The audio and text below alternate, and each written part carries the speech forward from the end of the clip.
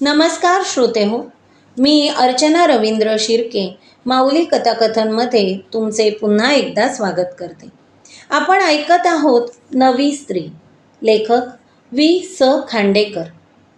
काय जाहले फुलराणीला. आता स्वस्त झोपायचे, कुठलाही विचार करायचा नाही असे म्हणत ललिता अंथरुणावर येऊन पडली खरी, पण खोलीची दारे आणि खिडक्या लावून घेतल्या तरी वारा जसा 1000 वाटांनी तिच्यात प्रवेश करतो, तशा या 2 तासात घडलेल्या अनेक गोष्टी तिच्या मनात पाठ शिवणीचा खेळ खेळत होत्या. ती त्यांना जोरजोराने बाहेर ढकलीत होती आणि त्या आपल्या जागच्या जागी रेंगाळत होत्या.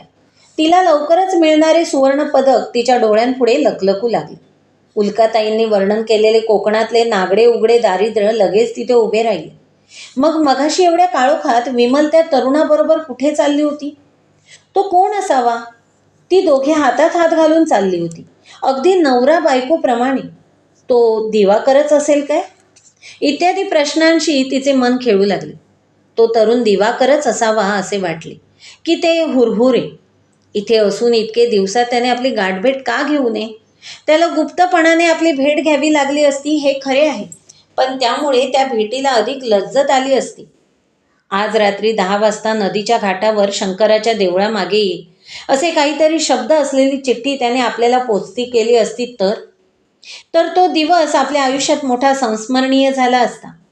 बंकिमचंद्राच्या आणि हरिभाऊ आपट्यांच्या ऐतिहासिक कादंबऱ्यातला थोडा तरी रस आपल्याला प्रत्यक्ष चाखायला मिळाला असता. मग त्या दिवशी रात्री 8 वाजल्यापासून आपण मिनिटाला अधीर नजरेने घड्याळाकडे पाहिले मैत्रिणीबरोबर सिनेमाला जायचंय म्हणून आईला थाप मारली असती आणि अंधारात एकीकडे मन भीतीने साशंक होत असताना दुसरीकडे आपण काहीतरी अद्भुतरम्य साहस करीत आहोत या कल्पनेने प्रफुल्लित होत आपण त्या संकेतस्थळी गेलो असतो. कल्पनेने झरझर इतके जाळे विणले, मग मात्र आपल्या या स्वप्नरंजनातला बालिशपणा ललितेला जाणवला. 10-12 वर्षांच्या पोरीने कल्पनासृष्टीतली अशी नायिका होणे ठीक होते, पण आपण आज आपल्याला काय झालंय हे तिला कळेना.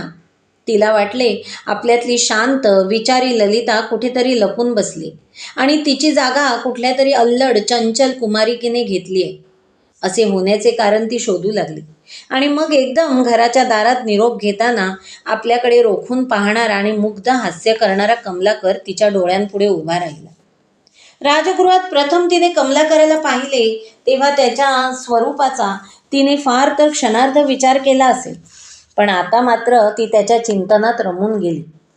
प्रवासाने त्याचा चेहरा आज थोडासा उतरला होता, पण ललितेला मात्र मघाचे त्याचे बोलणे, बसणे, उठणे, हसणे सारे जसेच्या तसे आठवले आणि मोठे मोहक वाटू लागले.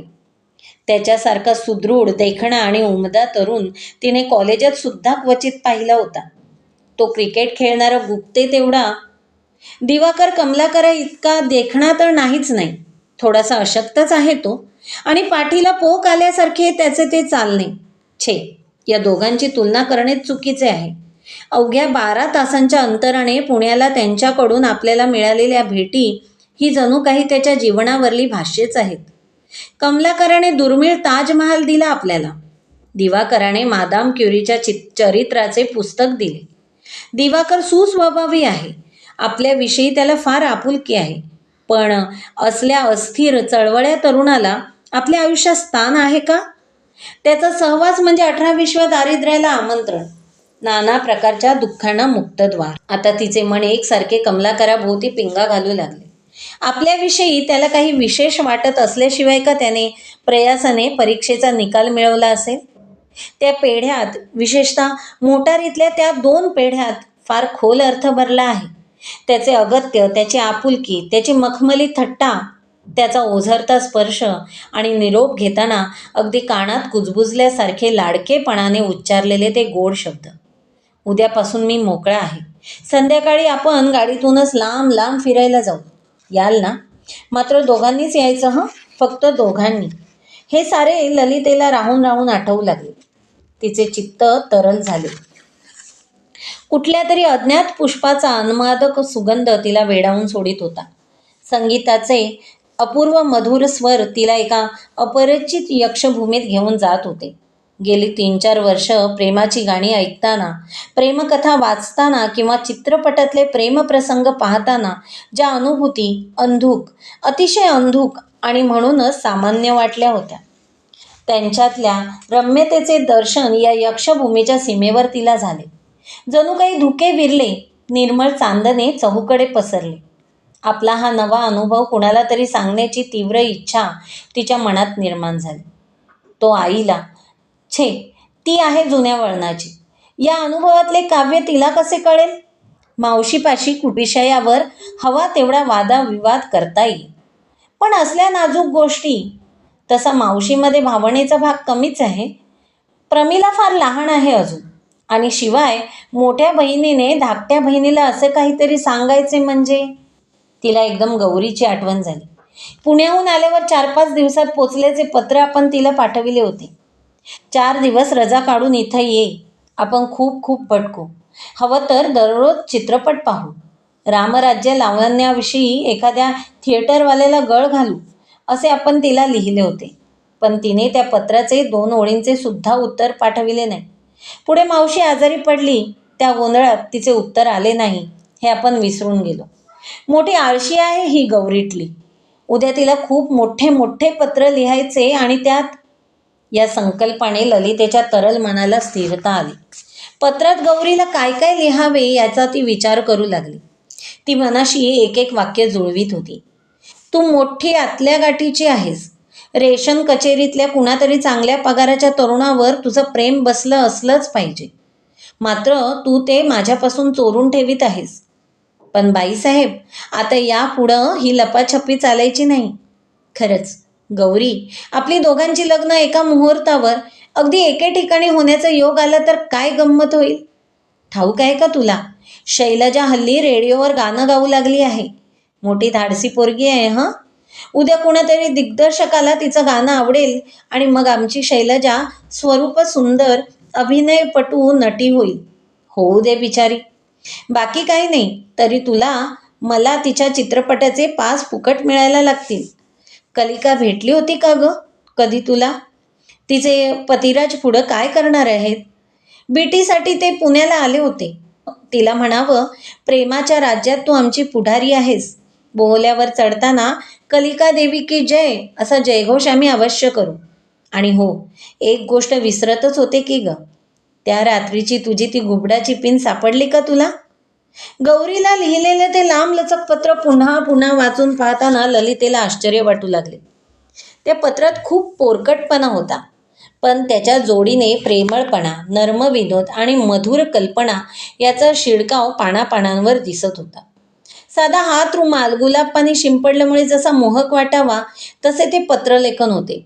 आपण मराठी इतकं चांगले लिहू शकतो या अभिमानाने तिचे मन प्रफुल्लित झाले. पत्राचे शेवटचे वाचन संपवून आणि ऱ्हस्व दीर्घाच्या 2-3 चुका राहिल्या होत्या त्या दुरुस्त करून तिने टेबलावरल्या घड्याळाकडे पाहिले. बरोबर 5 वाजले होते. क्षणभर तिचा आपल्या डोळ्यांवर विश्वास बसेना. इतका वेळ आपण लिहिण्यात रंगून गेलो होतो. आपण पत्र लिहित होतो की कादंबरी? कमलाकर बरोबर 5:30ला येतील. अजून आपण वेणीफणी केली नाही, पातळ बदलले नाही, काही केले नाही. घाईघाईने तिने पाकीट बंद केले. ते हातात घेऊन त्याचे वजन पाहिल्यासारखे केले.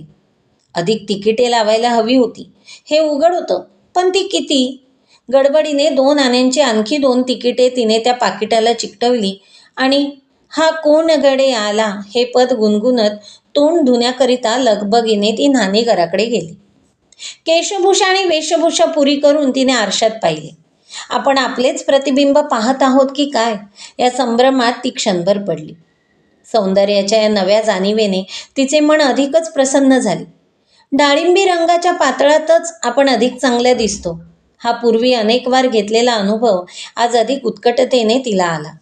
मावशीने दिलेल्या कल्चर्ड मोत्यांच्या सुंदर कुड्या ती कॉलेजात कधीच वापरीत नसे.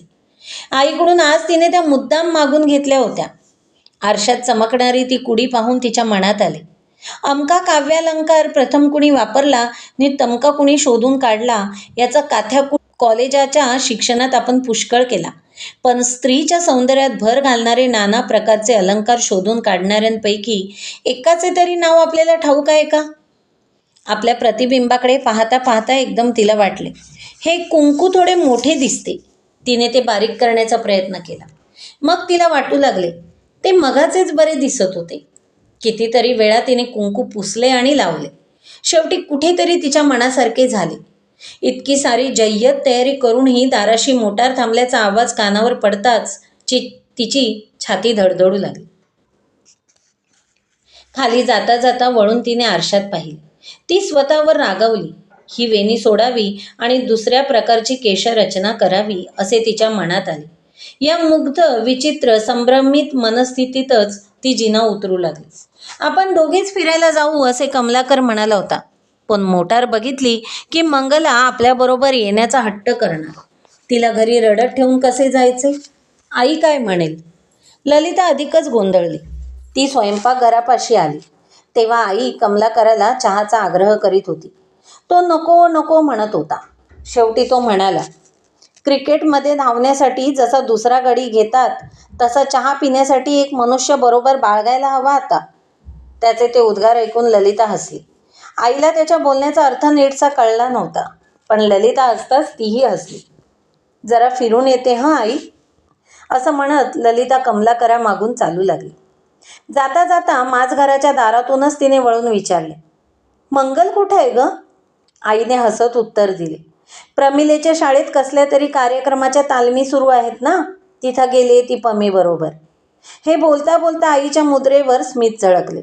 त्या स्मिताने ललिता लाजली आणि आनंदलीही. आपण आज चतुराईने मंगलेला आधीच घराबाहेर पाठवून दिले आहे, हा त्या स्मितातला सूचक अर्थ.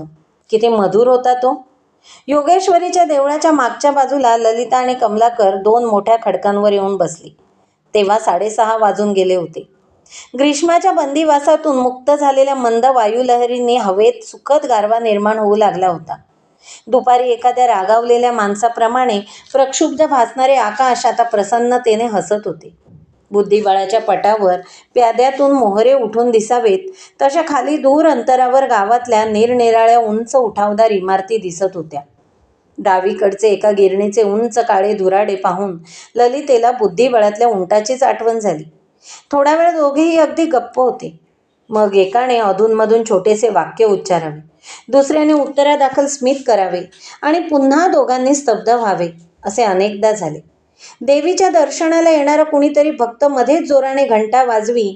तो आवाज कानांवर पडला की दोघे एकाच वेळी मागे वळून पाहत, एकमेकांकडे पाहून हसत आणि मग देवळाभोवतालच्या गुलमोहराच्या लाल लाल फुलांवर त्यांची दृष्टी खिळून राहील.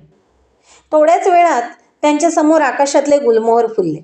त्या लाल गुलाबी फुलांच्या जोडीला नाना रंगांच्या फुलांच्या राशी पश्चिमेकडे पसरल्या. त्या साऱ्या फुलांचे रंग पटापट बदलू लागले. आता अधिक जोराचा वारा सुटला. कपाळावर येणाऱ्या केसांच्या बटा सावरता सावरता ललितेला पुरेवाट झाली. ती उद्गारली, उठूया ना? कमलाकर हसत म्हणाला, फिरण्यातलं खरं सुख निवांत जागी बसून अंधारात एक एक चांदणी उगवत असलेली पाहण्यात आहे. त्याच्या या बोलण्याचे ललितेला थोडे नवल वाटले. तो संभाषण चतुर असला तरी व्यवहारी आहे अशी तिची आतापर्यंत समजूत होती. ती पुन्हा स्वस्थ बसून राहिली. चित्रकाराच्या नाजूक कलमाने क्षणाक्षणाला चित्राचे रूप बदलत जावे तशी सभोवतालच्या सृष्टीची स्थिती झाली. सारा भूमिभाग अंधुक अंधुक होऊ लागला. खाली दूरवर शहरातले दिवे काजव्यांप्रमाणे लुकलुकत होते. वर चांदण्या कुण्यातरी यक्षाच्या शयन मंदिरातल्या रत्नदीपांप्रमाणे चमचमू लागल्या. आई काय म्हणेल या विचाराने आता ललिता बेचैन झाली. ती कमलाकराला म्हणाली, इथं असं आपण जन्मभर बसलो तरी सुद्धा तृप्ती व्हायची नाही मनाची. पण चला देवीचं दर्शन घेऊन घरी जाऊया. कमलाकर हसत म्हणाला, आपण नाही बुवा देवळात येणार? ललितेने विचारले. का? माझा देवावर विश्वास नाही. माणसावर तरी आहे का?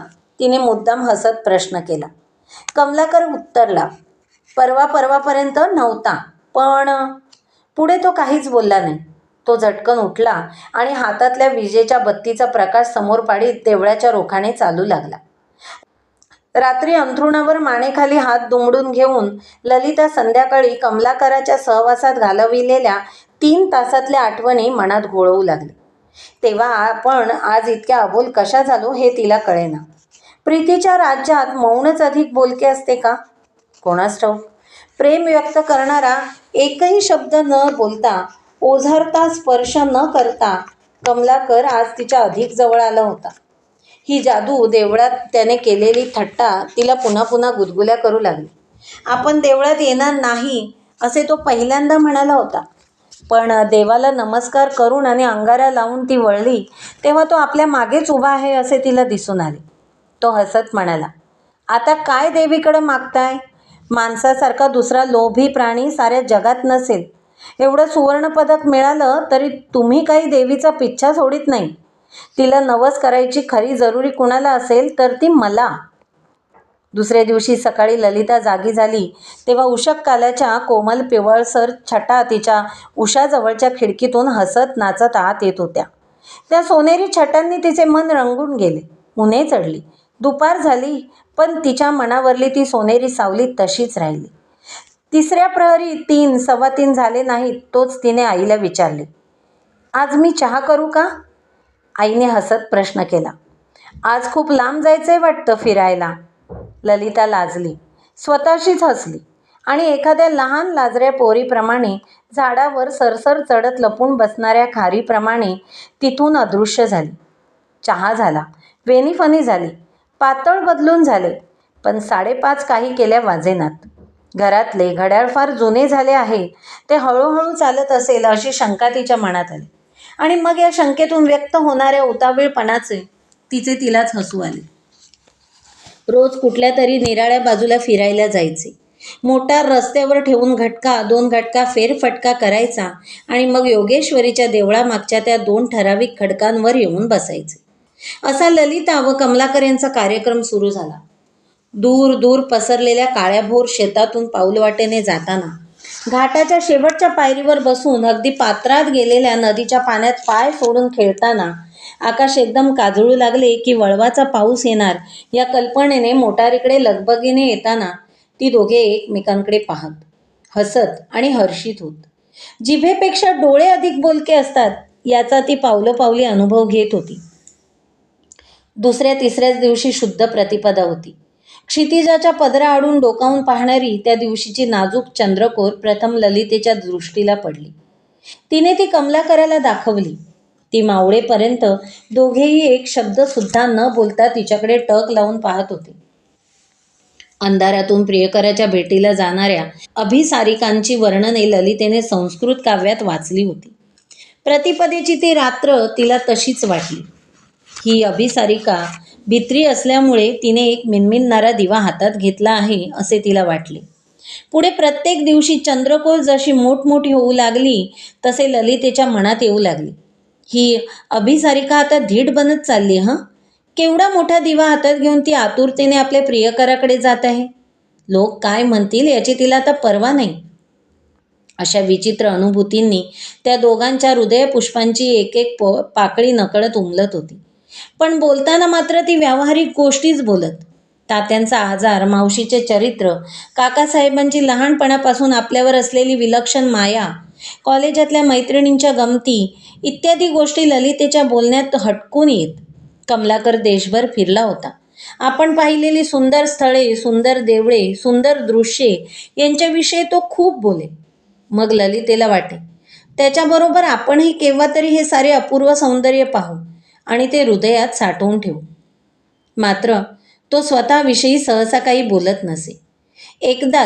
अगदी एकदाच तो थोडा भावनावश झाला आणि भूतकाळातल्या काही गोष्टी बोलून गेला. त्याचे वडील सुद्धा काकासाहेबांच्या प्रमाणे व्यापारीच होते. तो 10-12 वर्षांचा असताना त्यांना एका सट्ट्यात मोठी ठोकर बसली. काकासाहेबांनी मदत केली असती तर ते संकटातून सावरले असते. पण काकासाहेब उदासीन राहिले. त्यांच्या भूतदयेच्या आड भाऊबंदकी झाली. कमलाकराचे वडील मोठे मानी होते.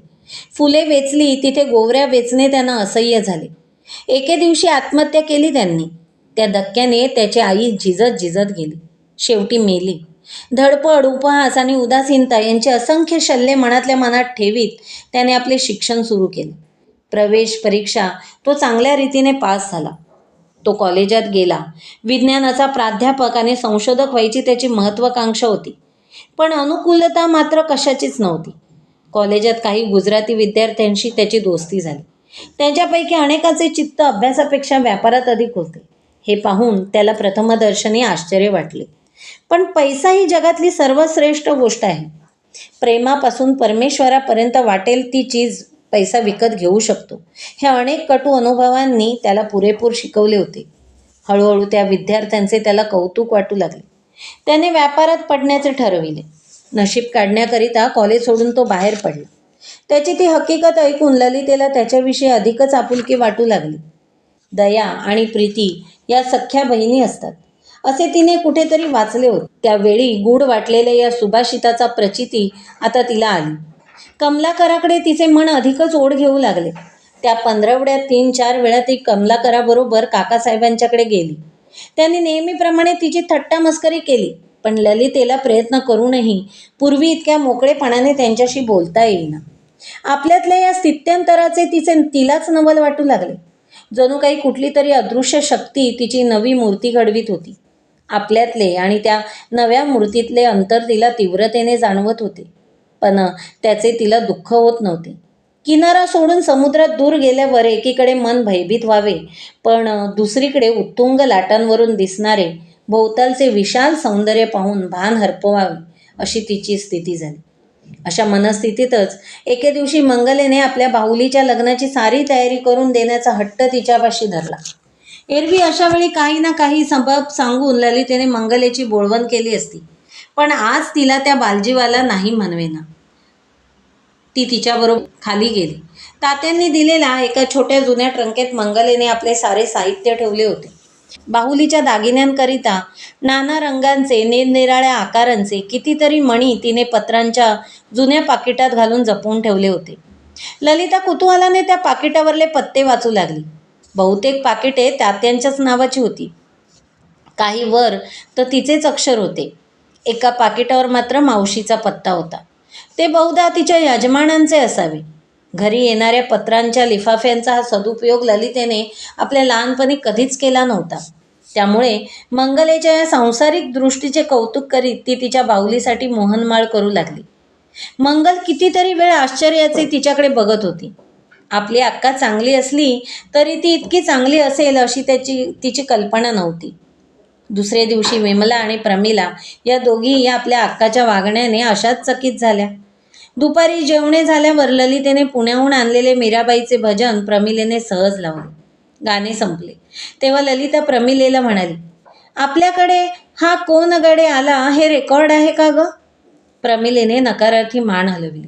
आज गावात गेले म्हणजे मी आणीन हती. शैलजा सुद्धा फार चांगलं म्हणते ते गाणं. ललिता अर्धवट स्वतःशीच उद्गारली. तिसऱ्या प्रहरी चहा झाल्यावर विमलेला तिने आपल्या खोलीत नेले. मध्येच कुणी आत येऊ नये म्हणून तिने दार लावले. विमल थोडीशी घाबरली. तिचा अभ्यास यथातथाच होता. वार्षिक परीक्षेत 1-2 विषयात नापास झाली होती.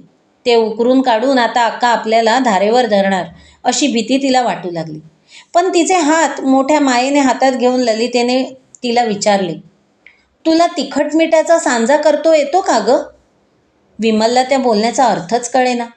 ती गोंधळून आपल्याकडे पाहत आहे असे दिसताच ललिता घाईघाईने तिला म्हणाली, खूप दिवसात चुलीपाशी बसले नाही मी.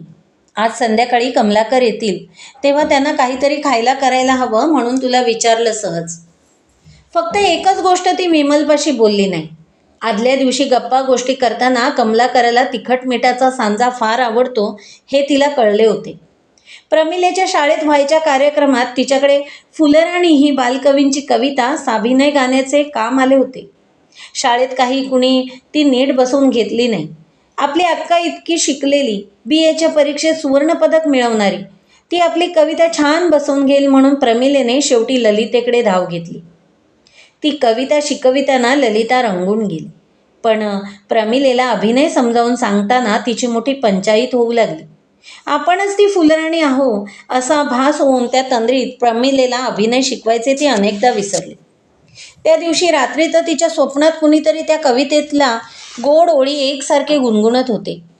प्रणय चंचला त्या भ्रुलीला, अवगत नव्हत्या कुमारिकेला, तो रविकर का गोजीरवाना, आवडला आमुच्या राणींना. अजून जागी फुलराणीही, आज कशी ताळ्यावर नाही, लागे ना डोळ्याशी डोळा, काय जाहले फुलराणीला.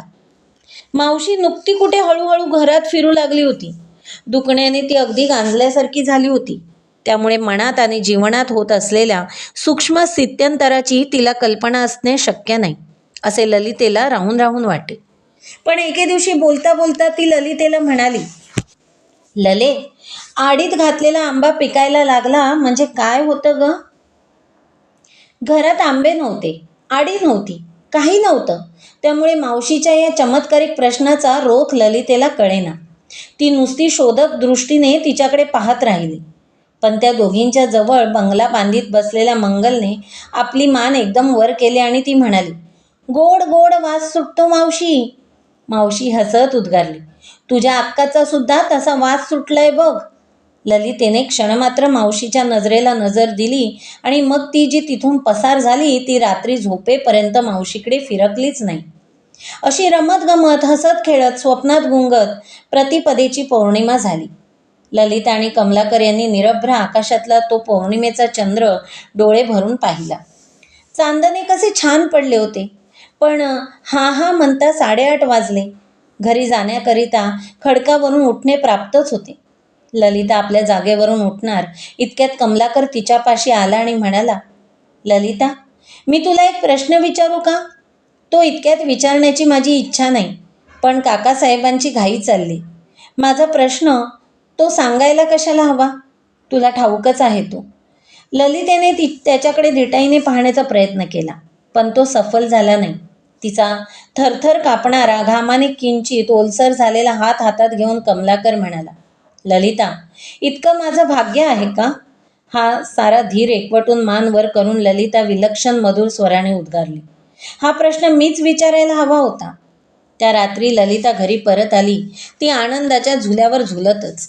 जेवताना, बोलताना, मंगलेला रामाची गोष्ट सांगताना, आईला घरकाम आवरायला मदत करताना तिचा उत्साह जणू काही ओसंडून जात होता. आईचे कपाळ संध्याकाळपासून दुखत होते. तिने मोठ्या आस्थेने त्याला अमृतांजन लावले. ती झोपायला गेल्यावर मग ललिता आपल्या खोलीत आली. तिने दिवा लावला. एखादे कवितेचे पुस्तक चाळीत चाळीत झोपी जावे म्हणून ती पुस्तके धुंडाळू लागली. इतक्यात टेबलावरल्या पुस्तकावर एक जाडजूड पाकिट तिला दिसले. ते गौरीने आपल्या पत्राला पाठवलेले उत्तर असावे. तात्या दुपारी ते आपल्याला द्यायला विसरले असावेत या कल्पनेने तिने ते लगबगीने उचलले. आता आपल्याला पुण्याच्या खूप खूप गमती वाचायला मिळणार म्हणून ती आनंदित झाली. इतक्यात पाकिटावरल्या अक्षराकडे तिचे लक्ष गेले. होय, ते तात्यांचे अक्षर होतं. पाकिटावर पोस्टाचा छाप कुठेच नव्हता. त्याला तिकीटेही लावली नव्हती. म्हणजे घरातल्या घरात तात्यांनी आपल्याला पत्र का पाठवावे? पत्र तर चांगले जाड आहे. एवढं काय लिहिलंय त्यांनी या पत्रात? ललितेचे मन कंपित झाले. ते पत्र फोडायचा धीर तिला होईना. त्या हातात धरून ती तशीच उभी राहिली.